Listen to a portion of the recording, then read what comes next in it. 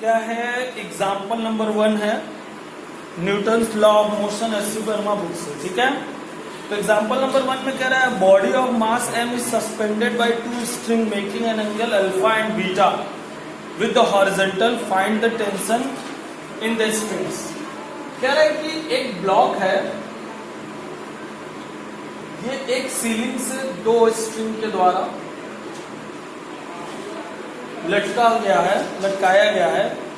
एक string horizontal से alpha angle बना रही है और एक स्ट्रिंग हॉरिजॉन्टल से बीटा एंगल बना रही है। ये दो स्ट्रिंग है। ठीक है, अब देखिए, अब हमको सबसे पहले यहाँ पे इन बातों का ध्यान देना होगा कि इस पे कौन कौन से फोर्सेस लग रहे हैं। तो आपको क्या करना होगा, यहाँ पे फोर्स को रिकॉग्नाइज करने के लिए हम FBD सीखेंगे, फ्री बॉडी डायग्राम। तो फ्री बॉडी डायग्राम में हम क्या करेंगे, इस ऑब्जेक्ट को जो ये है इसको बना देंगे। ठीक, इस पे सबसे पहले अगर इसमें मास है तो इस पे सबसे पहले एक फोर्स लगेगा नीचे की ओर, mg लगेगा हमेशा। स्ट्रिंग है, इस स्ट्रिंग का डायरेक्शन ये है तो इधर एक फोर्स लगेगा टेंशन, इधर एक स्ट्रिंग है, इस पे फोर्स लगेगा टेंशन, तो इसको T1 रख दे और इसको T2। अलग अलग धागा है, अलग अलग एंगल है, इसलिए अलग अलग टेंशन हम मानेंगे।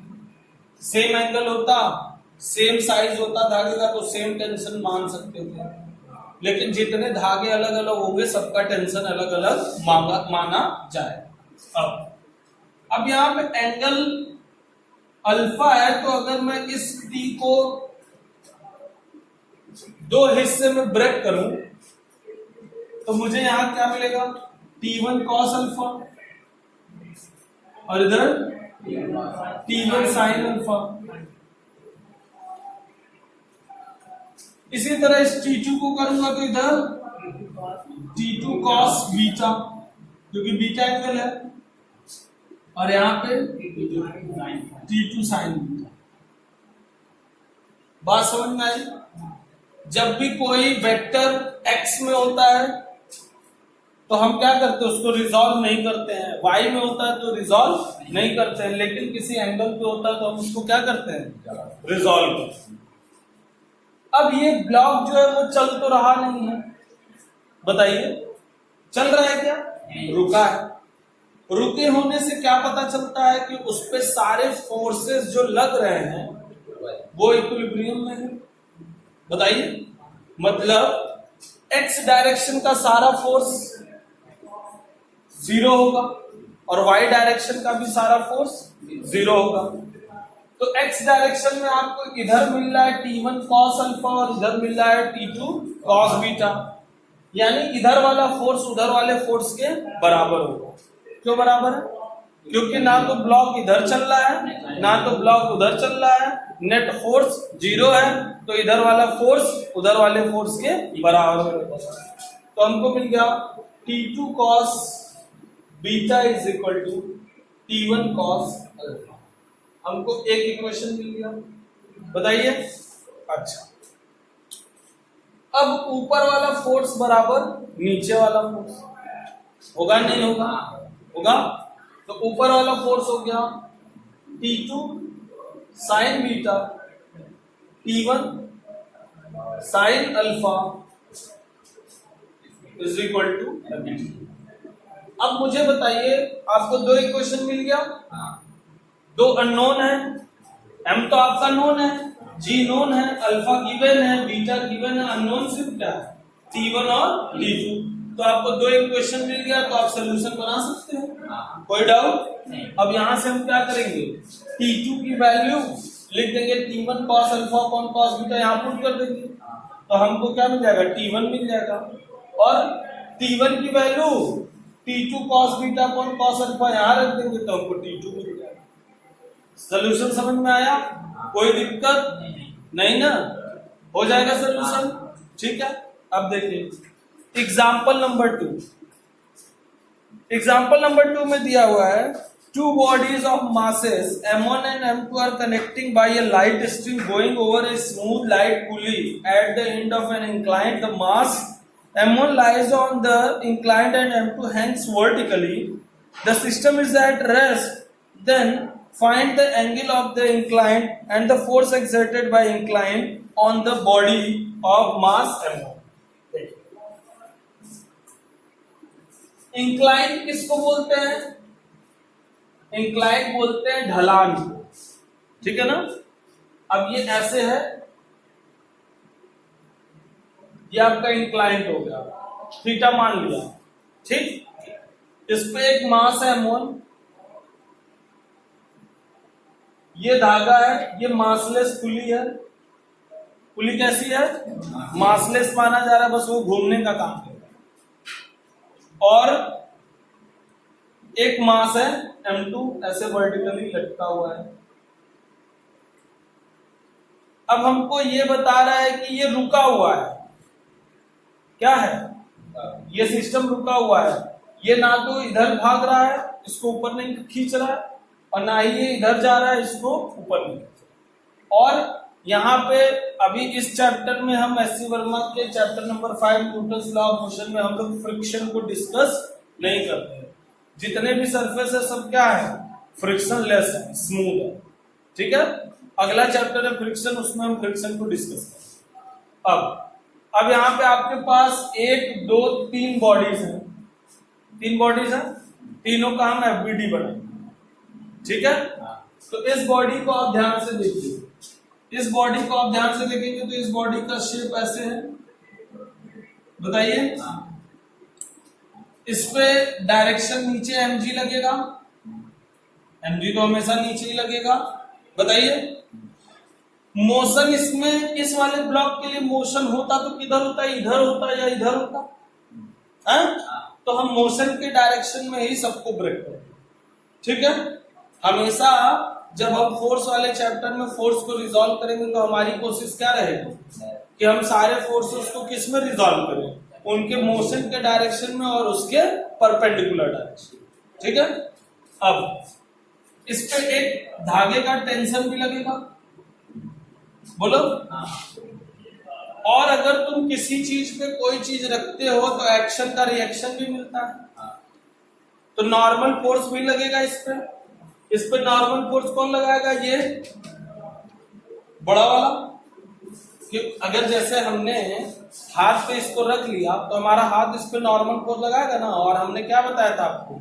नॉर्मल फोर्स जो होता है वो प्लेन के परपेंडिकुलर लगता है, तो इसमें प्लेन के परपेंडिकुलर नॉर्मल फोर्स ऐसे लग जाएगा, बात समझ में। तो इस पे टोटल कितने फोर्स हो गए? 3 फोर्स। mg नीचे की ओर, धागा है, धागे में तनाव रहेगा भाई, टेंशन इधर हो, और किसी चीज पे रखे हो तो वो चीज नॉर्मली आप पे फोर्स लगाएगी, आप भी लगाओगे उस पे, वो भी लगाएगी, उसको हम क्या बोलेंगे? नॉर्मल फोर्स बोलेंगे, ठीक। अब दूसरा मास आपका m2 है। m2 पे नीचे एक फोर्स लगेगा m2g, लगेगा ही लगेगा, बोले। और यही धागा आया है ना यहाँ, तो इस एक यही धागा जब होता है तो पूरे धागे में तनाव क्या रहेगा? बराबर रहेगा। तो अगर यहाँ T लिखे हो तो यहाँ पे भी T ही लिखोगे, ऊपर की ओर, इसमें टेंशन ऊपर की ओर। भाई अब ये mg नीचे नहीं जा रहा है और धागा इसको ऊपर कर रहा है, तो इस पे टेंशन ऊपर की ओर और इस पे टेंशन इधर की ओर। बात समझे कि नहीं समझे? अब रहा बात तीसरा, ब्लॉक। ब्लॉक पे आपका नॉर्मल जो है, इस पे यही नॉर्मल रिएक्ट करता है। जैसे ये नॉर्मल इस पे इधर लगाया है तो ये इस पे नॉर्मल परपेंडिकुलर वही n लगा, ठीक है। तो हमको इसको और इसकी बात, इसकी और इसकी बात, इसका मोशन इधर होता लेकिन हो नहीं रहा है, यानी डायरेक्शन में एक्सेलरेशन है ही नहीं, और इस पे 2 ही फोर्स है, तो नीचे का फोर्स बराबर ऊपर का फोर्स, तो हम क्या लिख देंगे? T बराबर m2g। बोले भैया, कोई डाउट नहीं? अब यहाँ पे हमने बोला मोशन होता तो इधर होता, तो हम क्या करेंगे, चीजों को मोशन की डायरेक्शन में तोड़ देंगे। तो ये तो या उसके परपेंडिकुलर, तो देखिए ये मोशन की डायरेक्शन में टी है, टी को ब्रेक नहीं करना है। ये नॉर्मल टी के परपेंडिकुलर है, इसको भी ब्रेक नहीं करना है। तो ब्रेक अब किसको करना पड़ेगा, एमजी को। अब ध्यान दीजिए, मेरी बात ध्यान से सुनिएगा। ये थीटा है ना, अगर यहाँ पे एमजी नीचे लग रहा है तो ये एंगल कितना हो गया, 90 माइनस थीटा। बोलो, तो अगर हम इसको रिजॉल्व करेंगे इधर और इधर, दो हिस्से में रिजॉल्व करेंगे, एक मोशन के डायरेक्शन में और एक मोशन के परपेंडिकुलर, तो इधर हो जाएगा आपका हाँ mg 90 minus 90 cos 90 minus theta. cos 90 minus theta क्या हो जाएगा, साइन थीटा। तो इधर हो जाएगा mg साइन थीटा और इधर हो जाएगा mg cos। बोलिए भाई, तो मैं इस mg को ब्रेक किया तो एक हो गया मोशन के डायरेक्शन में और एक हो गया परपेंडिकुलर। ठीक, आपको इधर क्या मिला, mg साइन थीटा और इधर क्या मिला, mg cos थीटा। अब ये आपका दो हिस्से में बढ़ गया। ठीक, अब आप क्या करिए, जितने इक्वेशन बन सकते हैं बनाइए। पहला इक्वेशन t बराबर m2g बन गया है, मोशन नहीं हो रहा है तो इधर का फोर्स बराबर इधर का फोर्स और इधर का फोर्स बराबर इधर का फोर्स। तो हम इधर लिख देंगे n बराबर mg m1g, इधर m1 था ना ये सब, तो n बराबर m1g cos थीटा। बताइए, और t बराबर m1g sin। ये हो गया आपका t और नॉर्मल फोर्स। तो t बराबर m2g और t बराबर m1g sin थीटा दोनों है, तो m1g sin थीटा बराबर m2g आपको मिल जाएगा। तो एंगल क्या मिल जाएगा आपको, m2g बराबर m1g sin थीटा। बोलो भैया, g से g कट गया तो sin थीटा बराबर क्या हो गया, m2 अपॉन m1। तो थीटा बराबर क्या हो गया, साइन इनवर्स m2 अपॉन, बात समझ में आई, नहीं समझ में आई? यानी जो भी यहाँ एंगल होगा वो m2 अपॉन m1 के रेशियो में होगा, तो ये ब्लॉक मूव नहीं करेगा, ये रुके। उसी पर शर्त लगाई गई ना कि चले ना, तो हर जगह हमने एक्सेलरेशन क्या माना है, 0 माना। ये हो गया साइन थीटा। अब बताइए n की वैल्यू हमको क्या मिल रही है, m1g cos थीटा। बताइए, तो n की वैल्यू m1g cos थीटा, तो n बराबर m1g cos थीटा की वैल्यू क्या आएगी, अगर साइन थीटा की वैल्यू ये है तो cos थीटा की वैल्यू क्या आ जाएगी, बेस अपॉन हाइपोटेन्यूज, और ये क्या है, परपेंडिकुलर अपॉन हाइपोटेन्यूज। तो बेस आपको क्या मिल जाएगा, हाइपोटेन्यूज के स्क्वायर में से परपेंडिकुलर का स्क्वायर घटा देंगे, परपेंडिकुलर अपॉन हाइपोटेन्यूज कितना हो गया, ये हो गया आपका n। तो n की वैल्यू और t की वैल्यू और थीटा। क्लियर हुआ? तो इतनी बातें हुई, ठीक है। आप ये दो एग्जाम्पल को बढ़िया से रिकॉग्नाइज कर लीजिए, जो बातें आपको नहीं समझ में आ रही है वो दोबारा हमसे पूछिए। अब एग्जाम्पल नंबर 3 में कह रहा है कि एक बुलेट है 250 मीटर पर सेकंड से चली है, एक ट्री लिम्ब से टकराई है बुलेट, 5 सेंटीमीटर उसको पेनिट्रेट करके रुक गई। तो हमको बताना है ट्री लिम्ब्स ने बुलेट पे कितना फोर्स लगाया या बुलेट ने ट्री लिम्ब्स पे कितना फोर्स लगाया। और यहाँ पे बोल रहा है कि ड्यूरिंग पेनिट्रेशन एवरेज फोर्स वो क्या कह रहा है, हर जगह सेम है।